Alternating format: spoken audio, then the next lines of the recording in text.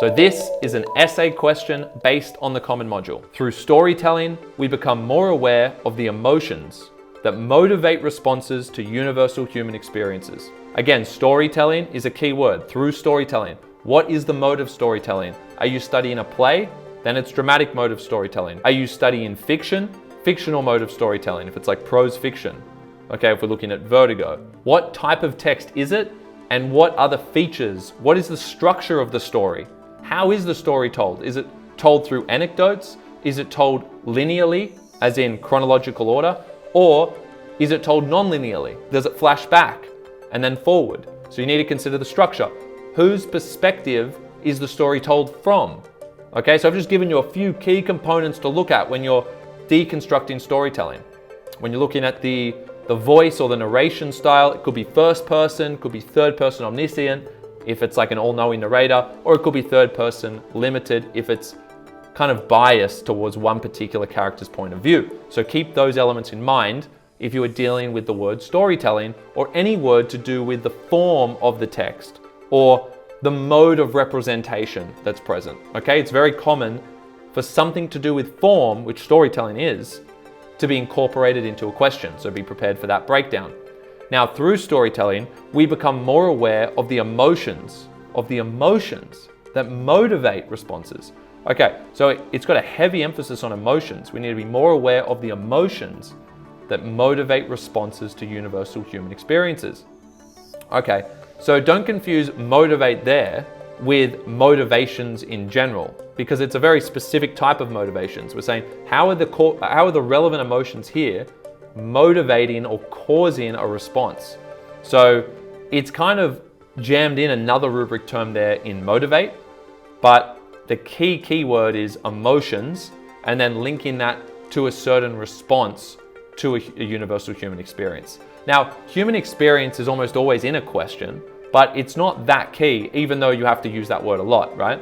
So, because you need to define what the human experience is, and you'd be doing that in any common module essay, because it's all about human experiences as they are represented in your text. But there are usually only 1 to 2 key words that you should be using almost every sentence of your essay. And in this case, it's the storytelling and emotions, and it's probably a third one here, responses, right? Motivating responses, but response is more important. What are those responses? So in the text you're looking at, what are the emotions and what are the responses to certain human experiences? So if we were breaking this down, human experience, we'll start with human experiences. What are they in this novel? Okay, break those down. Literally make a list of those.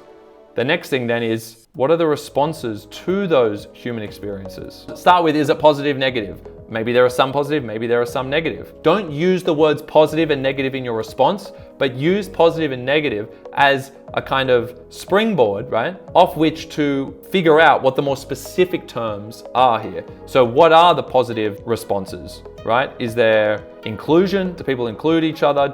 Is there friendship?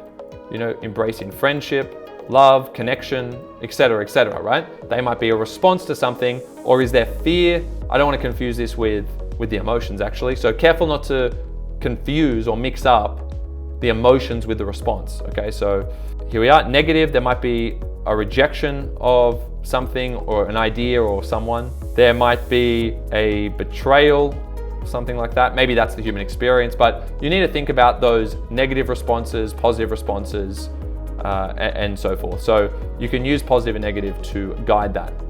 Now, the last one there is emotions, because we've talked about storytelling. I become aware of that. So with emotions, you have to specify what they are. So is it fear? Is it, you could say, kind of suffering, I suppose, as a generic one, but try and be as specific as possible every time you bring up something to do with the emotions, right?